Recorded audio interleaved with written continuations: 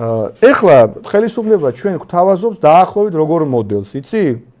არ ვიცი, ალბათ ესენი ხო ხშირად დუბაის ჩადიან, ხვდები, გაერთიანებულ ემირატებში ჩადიან და წარმოუდგენიათ, რომ აი იქ რა ის არის, ხო, მოწყობა გაერთიანებულ ემირატებში, სადაც ეს შეიხები და ეს ადგილობრივი არაბები არიან უმცირესობა და ძალიან კომფორტულად გრძნობენ თავს და დიდრულად ცხოვრობენ.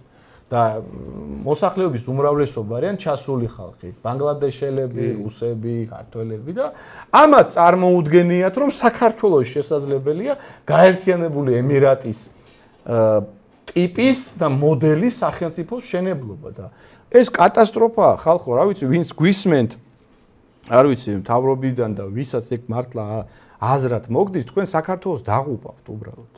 აი ამ საიმიგრაციო და სამშენებლო პოლიტიკით, რასაც თქვენ წლების განმავლობაში ახორციელებთ და რომლის შედეგად ყოველი მეათე უკვე უცხოელია ჩვენს ქვეყანაში, თქვენ დუბაის კი ვერ მიიღებთ, კაცო. დუბაისზეც აგიხსნით რა არის ზოგადად გაერთიანებული ემირატები. თქვენ მიიღებთ საბოლოოდ საქართველები დავკარგავთ ამ ქვეყანას. საბოლოოდ ეს მივა იქამდე, ეს პოლიტიკა მივა იქამდე, ეს თქვენი სამშენებლო დეველოპერული ნემსი, რომელიც ერთადერთ შემოსავლად გაგვისახეთ და თქვენთვის აი შემოსავალი, თორე ხალხი არც დასაქმებულია თქვენ მშენებლობებში. იქაც უცხოელებს ასაქმებენ, კაცო. ჩაყავთ ეს ბანგლადეშელები, ინდოელები შუაზე. ანუ ქართველს ამის შედეგად, აი საშუალო სტატისტიკური ქართველი ამის შედეგად რას იღებს, იცი? გაძვირებულ ბინებზე ფასებს, შესაბამისად გაძვირებულ ყველაფერზე ფასებს, იმიტომ რომ უძრავ ქონების ფასი, მათ შორის სხვა პროდუქტებზეც პირდაპირ დამოკიდებული. ანუ ქართველი კიდე უფრო მეტად ვერ ყიდულობს იმას საცხოვრებელ სივრცეს და პლუს ვიღებთ ქვეყანას, სადაც ნელ-ნელა ცოტაოდები და პროცენტულად ჩვენზე მეტნი თუ არა, ну პროცენტულად ჩვენი დომინირება უკვე აღარ არის ამ ქვეყანაში ისე როგორც იყო. სხვათა შორის სამუშაო ადგილებზე აი ეს მთავრობა რომ რაღაცა ციფრებს არ ახუნებს, ხო? ერთ-ერთი არგუმენტი ეგ სხვათა შორის საჩვენოდ მოქმედებს, რომ სამუშაო ადგილებზე ხელშეკრულებაში რა წერია? გვაჩვენეთ. არაფერი ანუ ეს ხელშეკრულება რომ გასაიდუმლოებულია და რაღაც მაგალითები რომ მოიყვანა პრემიერმა, რომლის გამოც აი ვითომ რატო გასაიდუმლოებს, ხო? სამუშაო ადგილებზე ეხლა ადგილობრივი სამშენებლო კომპანიებს ჩამოყავთ უცხოეთიდან მუშახელი და ეს პროექტი ამხელა ქართულ კომპანიებს ჩამოყავთ. მერია რო პროექტებს ახორციელებს, იქ მუშაობენ უცხოელები ხშირად. ხო და ეს ამხელა პროექტი რო აშენდება, აქ სამუშაო ადგილების ციფრებს რო იძახიან, მანდ ქართველებზეა საერთოდ გათვლილი? ეგ ხო თავისთავად ცხადია, გასაიდუმლოებული ეს პროექტი, მაგიტომ არის ეს რომ არაფერი სინამდვილეში, არაფერი ხელშესახები არ არსებობს. ყველაფერი არის რაღაცა განცხადებების დონეზე, არასერიოზული განცხადებების დონეზე, რომელშიც თვითონ იმ განცხადებაშივე ირკვევა, რომ ცუდად არის საქმე, ანუ თვითონ ამათივე განცხადებებში ჩანს. რა არგუმენტიცაც თვითონ მოიყვანეს გარდა იმ დაბრალებებისა და სხვათა შორის იქაც ხო ჩანს ტყუილს რო გაბრალებენ. კი. სადაც ტყუილს გაბრალებენ და რაღაც სისულელეებს რომ იგონებენ, რომ თითქოს და კონსერვატორები ნაცებზე მუშაობთ და deep state-ი. აი სრული რაღაც ძალიან იაფასიანი ტყუილი, არავის რო არ ჯერათან. სადაც მაგას გატყუებენ. ცხადია, აქ მით უმეტეს მოგატყუებენ, კაცო, რაზე? ერთი წამით ეჭვი არ მეპარება და რა არგუმენტებიცაც მოყავთ, კაცო, იმ არგუმენტებითაც კატასტროფული რეალობაა. ხო, არავინ არ უარყოფს, რომ მართლაც აშენებული სივრცე უნდა გაიყიდოს უცხოელებზე. და ამას რით ამართლებენ, რომ მე რა, კაცო, აგერ უკვე 4 წლის განმავლობაში უკვე გავყიდეთ 60,000. და რამე გაფუჭდა? როგორ არ გაფუჭდა? გაფუჭდა. გაიარე ქუჩაში და ნახავ, გაფუჭდა. 10% მოსახლეობის უკვე აღარ არის ადგილობრივი. შენი პოლიტიკის შედეგად. ადგილობრივი მკვიდრი. რაც შეეხება ახლა დუბაის, მეგობრებო, გაერთიანებული ემირატები ეს არის როგორი ქვეყანა? ეს არის ხელოვნური ქვეყანა რაღაცა კუთხით, აი ჩავთვალოთ, რომ სპარსეთის ყურის ქვეყნების თავისუფალი ეკონომიკური ზონაა.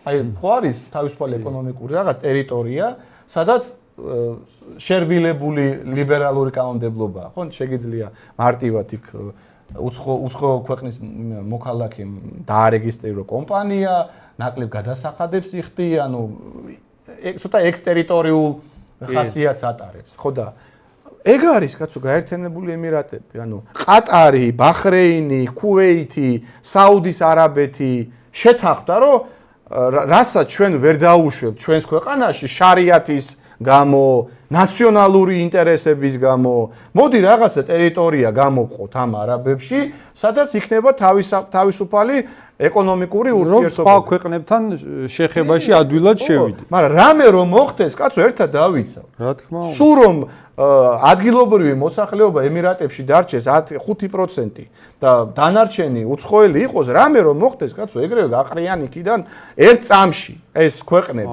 ეგრო არ ესმით, აი ჩვენ რო ხედავთ, რომ ეგეთი ელემენტარული საერთოდ გეოპოლიტიკური და საერთოდ ეგეთი ელემენტარული საკითხები არ ესმით მეორე მხარეს და აი არგუმენტად მოყავთ, რომ როგორ კაცო იქ ხო ეგრეა, იქ ხო 10%-ია მოსახლეობა, აი ასეთი ელემენტარული და პრიმიტიული შეცდომა რომ მოსდით, ეგ გვაჩვენებს კიდევ უფრო განგაშის ზარის უნდა იწევდეს წესით, იმიტომ რომ თუ ეგეთ რაღაცებს ვერ ვაცნობიერებთ და თუ წარმოგვიდგენია რომ აქ 80% დავრჩებით და იგივენაირად გავაკონტროლებთ, ესე იგი საერთოდ ისეთი ხალხის ხელშია ეს ქვეყანა, რომ მალე აღარ იარსებებს საერთოდ ეს ქვეყანა, იმიტომ რომ ასეთი რაღაცების ახსნა არ უნდა გვიწევდეს. ეხლა მაგალითად ეს მაგალითი რაც მოვიყვანეთ ეს კოსმოპოლიტური ის თვითონ რეკლამა რაც დევს მათ ოფიციალურ საიტზე, ხო, განცხადების დონეზე. ეს აი უბრალოდ ამაზე გვაინტერესებს აი იმ ადამიანების პოზიცია, რომელიც გამოდიოდა და ისე აჟღერებდა თითქოს ეს ყველაფერი ტყუილია და მათ ქართველები იყიდიან. როგორ ქართველებს აქვთ ფული და ყიდვის უნარიანობა და რას იგონებთ რომ ჩამოსახლდებიან. აი ხო არ შეიძლება რა ესეთ რაღაცაზე ხელი მოაწერო და ასეთი რაღაცა ატყუო მოსახლეობას რის გამო, აი რის გამო ხდება ეს მოტყუება, რომ ქართული ოცნებისგან ქულები დაგეწეროს თუ რა. ამიტომ ძალიან მარტივი თემაა. და მე მგონი აი რას უნდა შევეხოთ, იცი? აი ისეთი კუთხითაც უნდა შევხედოთ ამას. აი ფაქტია, რომ ქართული ოცნებისგან ძალიან სერიოზული ძალისხმევა წამოსული და აი ქართული ოცნება მაქსიმალურად ამ პროექტის განხორციელებას მხარს უჭერს, კბილებით იცავს, ხო?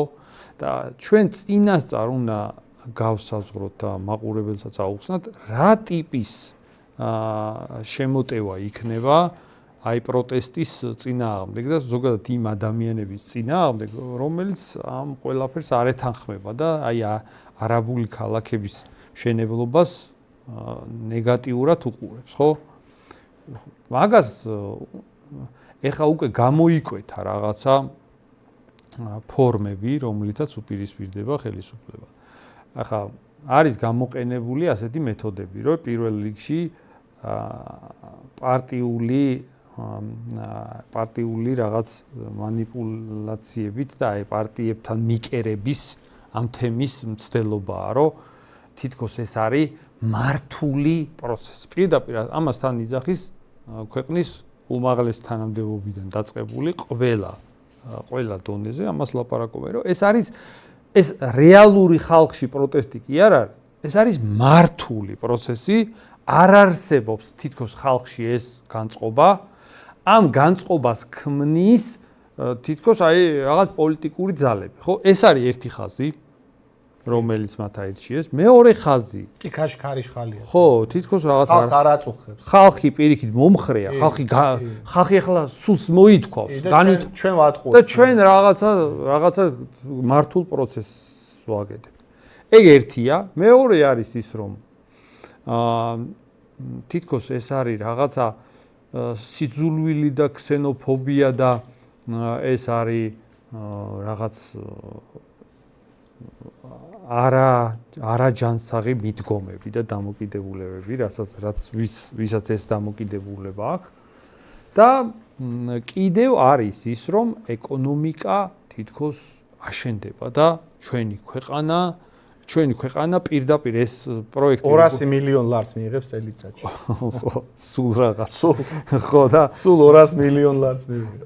ეს პროექტი თითქოს ეკონომიკურ ბუმს გამოიწვევს და ადამიანები წინააღმდეგები ვინც არიან უბრალოდ ინვესტიციების ეს არის ეს ყველაფერი. აი ეს სამი მიდგომა, ხო, ძირითადად, რასაც უპირისპირდებიან და სწორედ ამიტომ, მეგობრებო, მე მინდა ვიხელთო პირველ რიგში დრო და ვთქვა ის, რომ ყველაფერ ამ საკითხს ყველაზე საუკეთესოდ უპირისპირდება პირველ რიგში აქცია, მეგობრებო, ეგ უნდა ითქვას.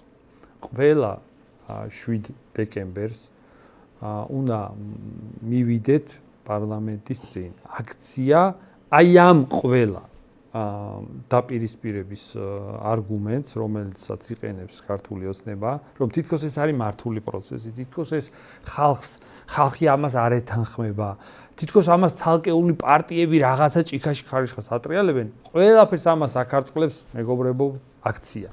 აქცია არის ძალიან ჯანსაღი, ძალიან სწორი მეთოდი, აი ამ ყველაფრის წინააღმდეგ, იმიტომ რომ აქცია არის მოსახლეობის მხრიდან ლეგიტიმაცია. აქცია არის ამ თემას, რომ მოსახლეობა ემხრობა მაგის დემონსტრაცია. ამიტომ ყველაზე საუკეთესო ფორმა დღეს არის ეგ, რომ ეს манипуლირება მოხდეს და დანარჩენი სხვა ის თითეული საკითხიც გავიაროთ რა, ეხლა. მოდი სხვათა შორის შენ ახლა კარგ რაღაცას შეეხე, აი მოდი ჯერ პროპაგანდით დავიწყოთ, აი. ხო.